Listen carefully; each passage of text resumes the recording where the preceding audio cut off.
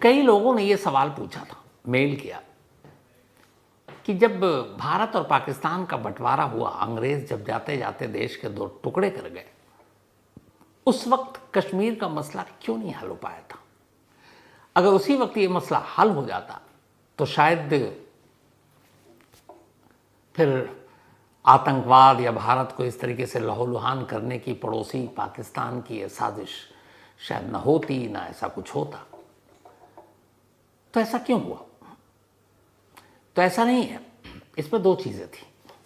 आज मैं आपको पूरे कश्मीर पाकिस्तान की आंखों में हमेशा क्यों खटकता है, क्या वजह है, और पाकिस्तान की एक गलतफहमी, और उस वक्त मोहम्मद अली जिन्ना जो पाकिस्तान में कायदे आज़म कहा जाता है, उनकी एक गलतफहमी कैसे आज भी 78 सालों के बाद कश्मीर और कश्मीर के साथ भारत को हमेशा लहूलुहान करता रहा है। आज यही कहानी है। अंग्रेज चले तो गए, लेकिन आसानी से तो गए नहीं, और उनकी हमेशा हर जगह पे ये एक पॉलिटिक्स रही है, फूट करो और मतलब फूट डालो और राज करो।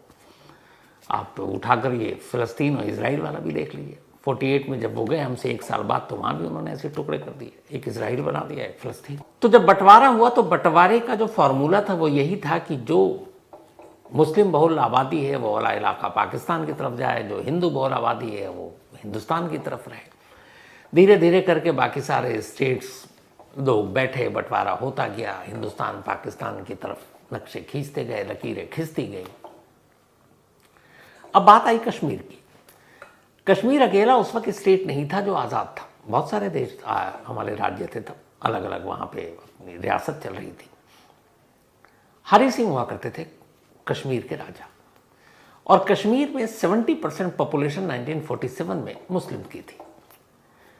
मोहम्मद अली जिन्ना को ये गलतफहमी थी कि जिस तरीके से बंटवारा हुआ और रिलीजन के नाम पर हो रहा है, तो कश्मीर 70% मुसलमान यहाँ ऑलरेडी हैं, तो ये आसानी से पाकिस्तान का ही पार्ट हो जाएंगे, इसमें कोई शक ही नहीं है। और इसलिए वो बड़े बेफिक्र थे। कहते हैं कि इसी दौरान में कई सारी बीमारी भी थी मोहम्मद अली जिन्ना को। तो जब ये सब कुछ हो रहा था तो एक बार उन्होंने कहा कि कश्मीर में कुछ दिन मुझे आराम करना है, खूबसूरत जगह है, सांस वास लेने में अच्छा होगा, क्योंकि लंग्स और बाकी चीज़ों की भी प्रॉब्लम थी। लेकिन ये मैसेज जब राजा हरि सिंह तक पहुंचा तो उन्होंने कहा नहीं, मोहम्मद अली जिन्ना यहाँ ना एक टूरिस्ट के तौर पर आ सकते हैं, ना एक मेहमान के तौर पर। उस वक्त बंटवारे की आग थी, कश्मीर एक ज्वलंत मुद्दा था, और जिन्ना के आने से बहुत अलग अलग मैसेज जा सकता था। राजा हरि सिंह ने मना कर दिया। जिन्ना और उनके जितने सलाहकार थे उन्हें भी बड़ा बुरा लगा। अभी तक जिन्ना को ये था कि 70% तो मुस्लिम हैं, ये वो अपने आप खुशी खुशी पाकिस्तान की तरफ चले जाएंगे। पर राजा हरि सिंह ने कहा ना, हम ना हिंदुस्तान की तरफ जाएंगे ना पाकिस्तान की तरफ, हम एक आज़ाद रहेंगे। यहीं पे मोहम्मद अली जिन्ना को लगा कि सारा प्लान गड़बड़ हो गया, कश्मीर पाकिस्तान से नहीं मिलेगा। और तब कबायलियों के भेस में पहले कबायलियों को भेजा, फिर पाकिस्तानी आर्मी, और कश्मीर पर कब्जे के लिए हमला कर दिया। तो कायदे से उस वक्त इन कबायलियों की जो सूरत थी, आज के दौर में जब कश्मीर पे हमला होता है, आज हम उन्हें आतंकवादी कहते हैं। और उस वक्त फिर एक सिचुएशन ऐसी बनी कि कश्मीर शायद कबायली और पाकिस्तान के हाथ में चला जाता। भारत के सामने मजबूरी ये थी कि चूंकि हरि सिंह या कश्मीर भारत का हिस्सा नहीं था उस वक्त, तो आप बचा भी नहीं सकते थे, आप सेना भी नहीं भेज सकते थे जब तक कि खुद हरि सिंह ना कहें और वो इस बात को ना माने कि भाई वो किधर जाएंगे, फैसला बताएं, क्योंकि टालने का वक्त नहीं था। और वहीं से 78 साल पहले ये कहानी शुरू होती है इस कश्मीर की। 78 साल बाद आज भी पाकिस्तान को ये कश्मीर यूं ही खटकता है। तो वो कहानी कैसे शुरू हुई, तस्वीरों के जरिए पूरी इस एक कश्मीर की कहानी आपके सामने अब पेश है।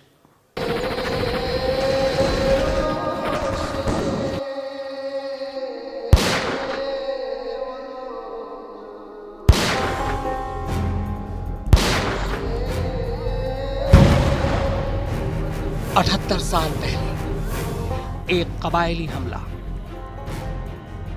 जो खत्म हुआ 1 साल 2 महीने 1 हफ्ता और 3 दिन बाद, जिसने बदल दी जन्नत की सूरत, जिसने जन्नत को जहन्नम बनाने की बुनियाद रखी। जिसने पहली बार मुजाहिदीन को पैदा किया, जिसने कश्मीर की एक नई कहानी लिखी।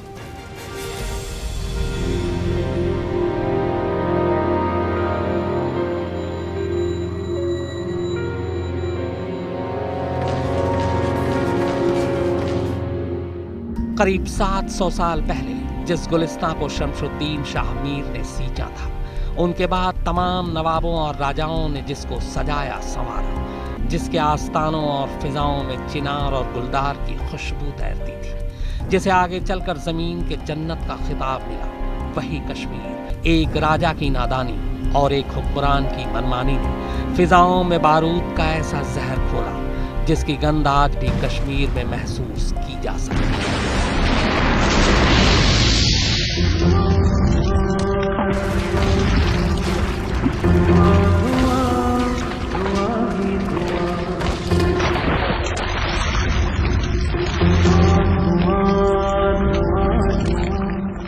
मेरा मुल्क तेरा मुल्क, मेरा मजहब तेरा मजहब, मेरी जमीन तेरी जमीन, मेरे लोग तेरे लोग। इस गैर इंसानी जिद ने पहले तो एक हंसते खिलखिलाते मुल्क के 2 टुकड़े किए, लाखों लोगों को मजहब के नाम पर मार डाला और फिर उस जन्नत को भी जहन्नम बना दिया, जिसके राजा ने बड़ी उम्मीदों के साथ अंग्रेजों से अपनी रियासत को हिंदू मुस्लिम की सियासत से दूर रखने की गुजारिश की थी।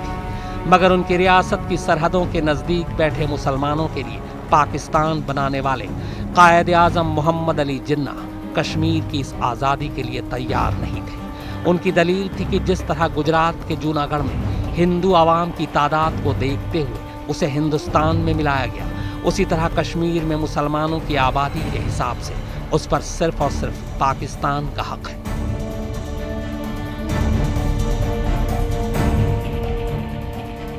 अपनी इसी जिद को मनवाने के लिए जिन्ना ने कश्मीर के महाराजा हरि सिंह पर दबाव बनाना शुरू कर दिया और कश्मीर को जाने वाली तमाम जरूरी चीजों की सप्लाई बंद कर दी। पाकिस्तान कश्मीर को अपने साथ मिलाने के लिए अब ताकत का इस्तेमाल करने लगा, मगर महाराजा हरि सिंह अभी भी अपने उस फैसले पर कायम थे जो उन्होंने भारत में आखिरी वायसराय लॉर्ड माउंटबेटन को सुनाया था, यानी आजाद कश्मीर।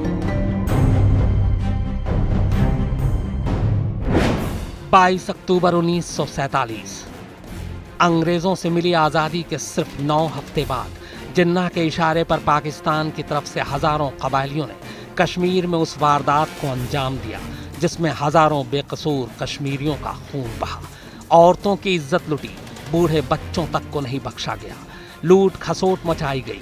मकसद था कि जैसे भी हो बस कश्मीर पर कब्जा। कबायलियों के बदन पर सेना की वर्दी भले ही नहीं थी, लेकिन हाथों में बंदूकें, मशीन गनें और मोटार थे। साफ था पाकिस्तान ने उन्हें पूरी तैयारी के साथ भेजा था। आतंकवादियों को जोश दिलाने के लिए जिन्ना ने उन्हें मुजाहिदीन का खिताब दिया था। इसी जोश में कबायलियों ने मुजफ्फराबाद और डोमेल शहर के बड़े हिस्से पर कब्जा भी कर लिया और वो श्रीनगर के करीब उरी तक जा पहुंचे। जिन्ना एक तरफ कश्मीर पर हमला करवा रहे थे, वहीं दूसरी तरफ उनके लोग कश्मीर की रियासत में बगावत पैदा करने के लिए मुस्लिम सैनिकों को भड़काने लगे। कश्मीर के जो मुसलमान उन कबायलियों के साथ आए वो तो महफूज रहे, मगर जो खिलाफ थे उन्हें आतंकवादियों ने मौत के घाट उतार दिया। मुल्क का नक्शा बदलने की इस जंग में घाटी खून से लाल हो गई। यह तय हो गया कि कश्मीर को बचाना महाराजा हरि सिंह के लिए नामुमकिन है, मगर इसी बीच जिन्ना के भेजे भाड़े के आतंकवादियों को लूट की लत लग गई और वो जिन्ना के मिशन को छोड़ लूट के मिशन पर जा लगे।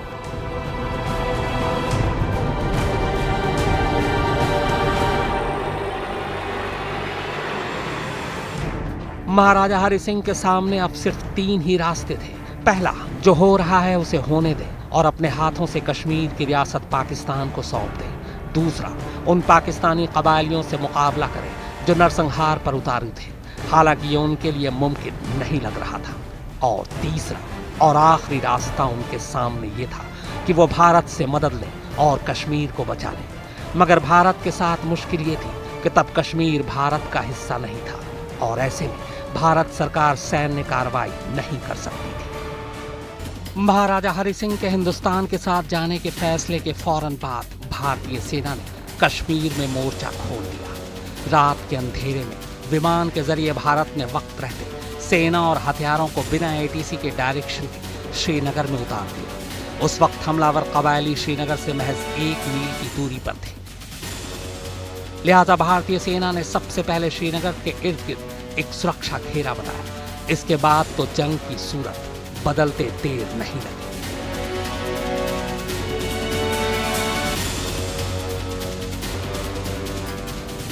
पहाड़ी मोर्चे, जंगी सामान की कमजोर सप्लाई और नक्शों की कमी के बावजूद जाबाज भारतीय सैनिकों ने एक के बाद एक तमाम ठिकानों से कबायली और पाकिस्तानी घुसपैठियों को खदेड़ना शुरू कर दिया।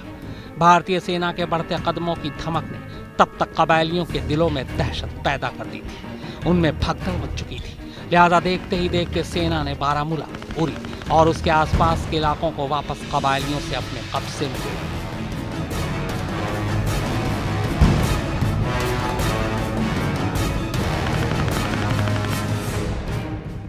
एक एक चौकी, एक एक इंच जमीन के लिए भयानक लड़ाई हुई। पाकिस्तान की फौज कश्मीर को ताकत के बूते जीतने आई थी, मगर मोर्चा संभालते ही भारतीय सेना ने उसे यह एहसास करा दिया कि भारत सिर्फ आकार में ही नहीं बल्कि दिलेरी में भी पाकिस्तान से बहुत बड़ा है। सेना के जवानों ने एक के बाद एक कबायलियों और पाकिस्तानी सेना के कब्जे वाले इलाकों में उन्हें मात देनी शुरू कर दी। मोर्चा संभालने के अगले कुछ महीनों में 2/3 कश्मीर पर भारतीय सेना का कब्जा हो चुका था। भारतीय फौज जीत का परचम लहरा चुकी थी।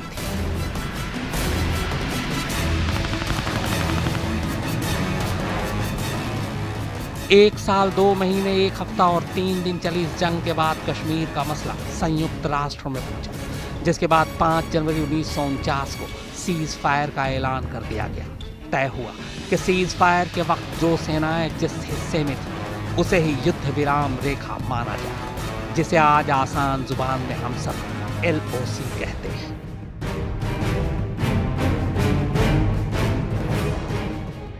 इस तरह कश्मीर का कुछ हिस्सा पाकिस्तान के कब्जे में चला गया, जिसे आज पाकिस्तान अधिकृत कश्मीर कहा जाता है, जिसमें गिलगिट, मीरपुर, मुजफ्फराबाद, बालिस्तान शामिल है।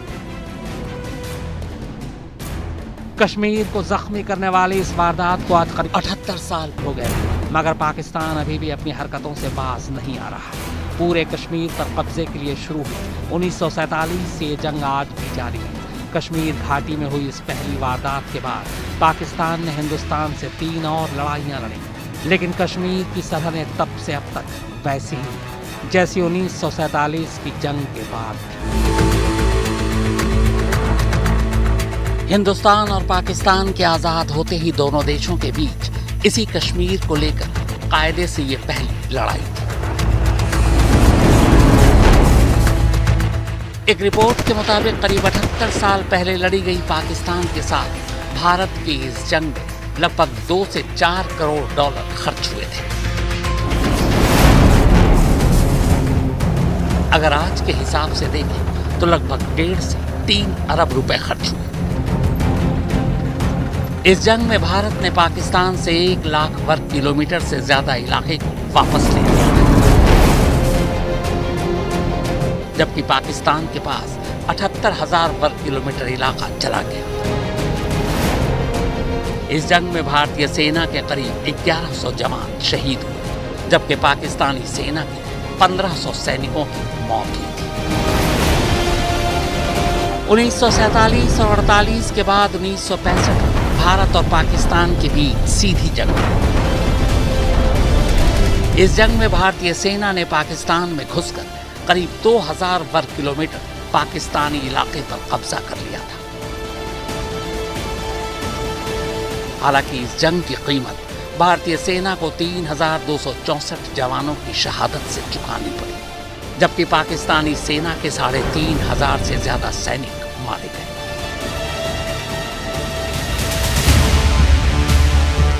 बाद में ताशकंद समझौते के तहत 5 अगस्त 1965 से पहले वाली स्थिति बहाल करनी पड़ी। इसीलिए पाकिस्तान के कब्जे वाले इलाके को भारत को लौटाना पड़ा। एक रिपोर्ट के मुताबिक 65 की इस जंग में भारत के लगभग 20 से 30 करोड़ डॉलर खर्च हुए थे, जबकि पाकिस्तान 50 करोड़ डॉलर खर्च हुए। भारत और पाकिस्तान के बीच 1971 में तीसरी जंग हुई। यही वो जंग थी जिसमें पाकिस्तान के 2 टुकड़े हुए। ईस्ट पाकिस्तान का टुकड़ा एक नया देश बांग्लादेश बना।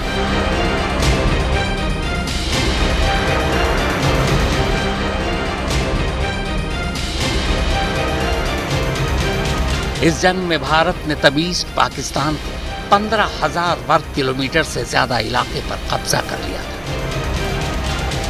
हालांकि बाद में शिमला समझौते के तहत इसे वापस पाकिस्तान को लौटा दिया। पाकिस्तान को इस जंग से सबसे भारी नुकसान हुआ था। उसके 8,000 से ज्यादा सैनिक मारे गए थे। देश के 2 टुकड़े हो चुके थे, जबकि 93,000 से ज्यादा सैनिकों ने भारतीय सेना के आगे सरेंडर किया था। हालांकि इस जंग में भारतीय सेना के भी 3,843 सैनिक शहीद हुए थे। 71 के इस जंग में भारत के करीब $50 करोड़ खर्च हुए थे। भारत और पाकिस्तान के बीच चौथी जंग 1999 में हुई, जिसे हम और आप करगिल युद्ध के नाम से जानते हैं।